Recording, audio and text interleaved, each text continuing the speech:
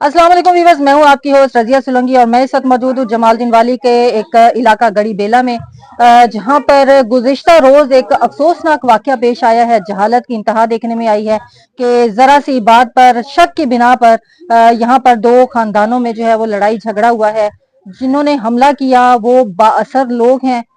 ताकत के नशे में उन्होंने इस कदर यहाँ पर जो है वो इनके साथ मारपीट की, तशद्दुद किया, इनके घर में तोड़ फोड़ की। इंसान तो इंसान, यहाँ पर मवेशी भी जो है वो उनके तशद्दुद से महफूज ना रह सके।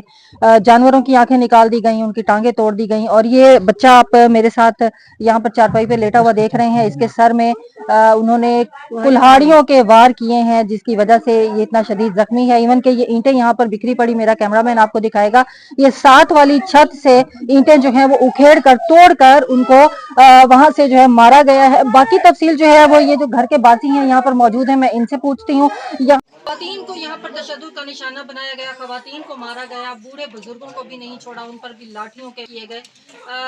जरा सी बात पर, सिर्फ शक की बिना पर, क्योंकि इनकी फैमिली का जो बच्चा है वो हार्डली 15 साल का है और उस फैमिली की खातून है जिनकी एज इस वक्त अराउंड 75 ईयर्स या 70 ईयर्स होगी।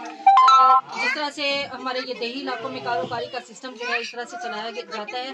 असल मकसद उनका ये था इनके घर पर कब्जा करना, इनके घर पर काबिज होना, लेकिन उन्होंने उसकी कोई वजह, जाहिर सी बात उन्होंने बनानी थी और उसकी वजह उन्होंने ये बनाई कि इस लड़के को, इस बच्चे को जो है उस खातून के साथ जो है कारोबारी का कोई इस तरह का मामला करके इनसे ये जगह खाली करवा ली जाए, या इनको कुर्बानियों के वार जिस तरह से किए गए कि इनको जो है बिल्कुल ही इनका सफाया कर दिया जाए, इनको मार दिया जाए, कत्ल कर दिया जाए। मजीद में ये मेरे साथ भाई मौजूद हैं जो इस घर के मालिक हैं, इनसे बात करते हैं। वाकई इस तरह का कोई मामला था जिस तरह से मतलब उन लोगों ने ये बहाना बनाया, यह बात बनाई गई कि आपका लड़का जो है उनकी किसी खातून के साथ कोई इसका ऐसा कोई मामला था? नहीं, ये उन्होंने झूठ बोला है। वो कहते हैं कि ऐसे हम करेंगे तो जमीन ये भाग जाएंगे, हम इनके घरों का कब्जा कर लेंगे और इनके माल पर कब्जा कर लेंगे, इनको मारेंगे, पीटेंगे, इनको भगाएंगे। तो हम, कौन लोग हैं वो आपके रिश्तेदार? रिश्तेदार भी हैं, पर ये साथ ही बैठे हैं, वो भी रिश्तेदार हैं। वो कहते हैं उनकी जमीन उधर थी, वो कहते हैं नहीं, यहाँ उधर नहीं, इधर है हमारी जमीन। कितने लोग थे जिन लोगों ने आपके? 10-12 लोग थे। ये तो आप देख सकते हैं, ईंटें उखाड़ कर हमें मारा गया। कौन कौन लोग थे?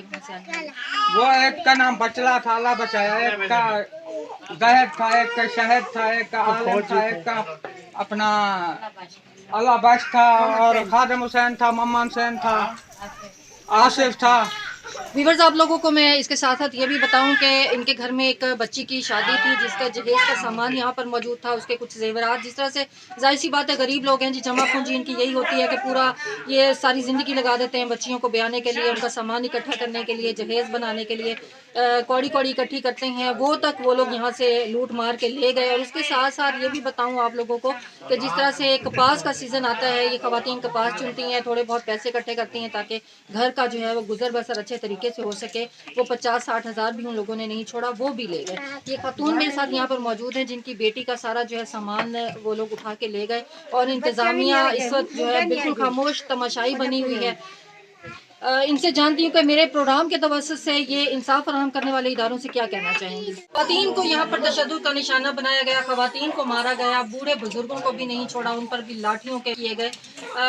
जरा सी बात पर, सिर्फ शक की बिना पर, क्योंकि इनकी फैमिली का जो बच्चा है वो हार्डली 15 साल का है और उस फैमिली की खातून है जिनकी एज इस वक्त अराउंड 75 ईयर्स या 70 ईयर्स होगी। जिस तरह से हमारे ये देही इलाकों में कारोबारी का सिस्टम जो है इस तरह से चलाया जाता है।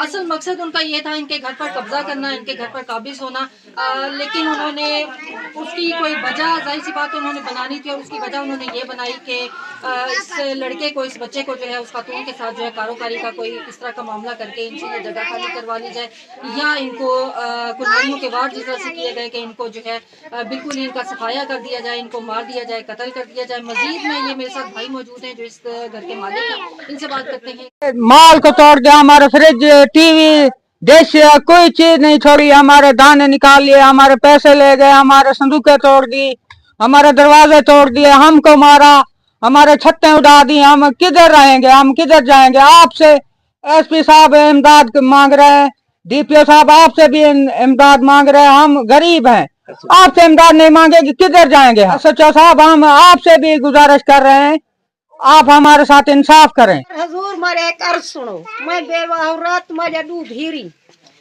भी दविया तैयार किते मैं पेन मांगता है, मैं को इमदाद मांग लोके ने फोसिया मेलेम कपाह चुनियम गिंदिया सीतेम दीदा डाज बनाए ट्राई बारी अंदर वड़ करी मेरे सामान चाहते ने, मेरी जिवरात चाहती है ने, मेरे कुछ पैसे हन 10-15 हजार ओ चाहते ने, मैंने लड़िए लड़ कर करें क्या गेल असारा कोई घर ना ने रखा ना कोई सारा सामान रखे ने, फिर ट्रोलिए ने, टीवी ट्रोलिए ने, दरवाजे ट्रोलिए ने, उतो छत्ता ट्रोल दी थे ने, तुसा इमदाद करनी हमारी भी हो कोई नहीं कर सकता। मैं बेवाह औरत हमारा बंदा जेका टीपी दा मरीज है, कोई शय नहीं कर सकता। मैं पेन मंगते अपनी रोटी खम दिया।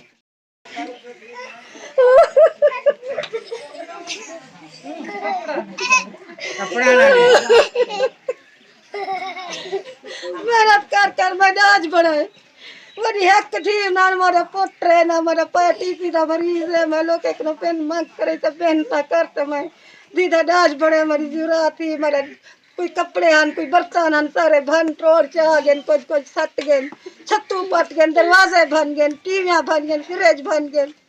व्यूअर्स आप लोगों ने एक मुतासरा ख़ानदान की, मुतासरा फैमिली की रुदात सुनी, उन पर हुए जुल्म की दास्तान आप लोगों ने सुनी। इस वक्त मैं भी अपने प्रोग्राम के तवसत से इंसाफ फराहम करने वाले इदारों से, डीपीओ साहब से, एएसपी साहब से और मकामी एसएचओ साहब अहमदपुर लम्हा थाना के जो एसएचओ साहब हैं उनसे भी रिक्वेस्ट करूँगी कि ये लोग मेरिट पर हैं, काइंडली इनकी जो रुदाद है इसको प्लीज़ देखिए, गौर से देखिए और मेरिट की बुनियाद पर इनके साथ इंसाफ का मामला कीजिए, इंसाफ फराहम कीजिए इनको, ताकि इस तरह के मजलूम लोग मज़ीद इस तरह के बासर लोगों के जुल्म और सितम से बच सकें। इस मुतासरा फैमिली के साथ ही दीजिए रज़िया सुलंगी को इजाज़त। इंशाल्लाह फिर किसी नए प्रोग्राम में आप लोगों से मुलाकात होगी।